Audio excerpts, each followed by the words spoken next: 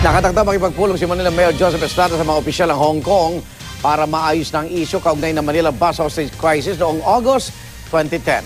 Mula sa Hong Kong, may live report si JP Soriano. JP!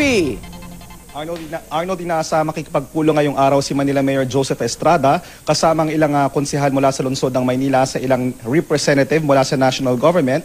Ang ating bansa na inaasahang darating din dito sa Hong Kong ngayong araw, yan ay ayon sa ilang source mula sa grupo ni Mayor Estrada na narito rin sa Hong Kong. At Arnold, inaasahan din ngayong araw o bukas ay makakaharap na nila Mayor Estrada ang mga opisyal ng Hong Kong at dito raw ay inaasahang magkakaroon ng signing o agreement kaugnay sa mga naging demands ng mga namatay sa Manila bus hostage crisis noon. Narito ang mga opisyal upang formal na iabot sa Hong Kong officials ang apology kaugnay sa August 2010 Manila bus hostage crisis.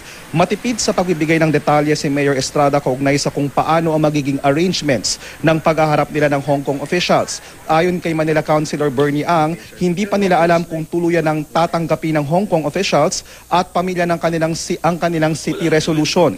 Ayon naman sa Malacanang, tinatanggap nila ang desisyon ni Mayor Estrada na pumunta ng Hong Kong at umaasa silang magiging matagumpay ito. Sinabi rin ni Presidential Spokesperson Edwin Lacierda na hindi kasama si Secretary Jose Rene Almendras sa party o grupo ni Estrada sa Hong Kong. At igan, laman nga ng mga pahayagan at balita dito sa Hong Kong ang pagpunta rito ng mga opisyal mula sa Pilipinas upang magbigay ng kanilang formal apology.